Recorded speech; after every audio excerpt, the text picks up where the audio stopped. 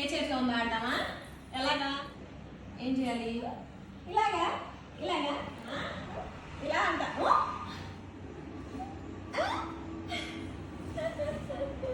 ఎంత మందిగా అంటుందో. ఏ చేతిలో ఉంది? అదేనా అదేనా అదేనా?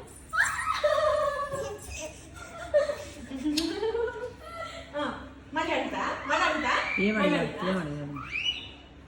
ఏ చేతిలో ఉంది? అయ్యా ఏది? ఏంటమ్మా? కాకి ఎత్తుపోయిందా? చమ్మనాడిచ్చు.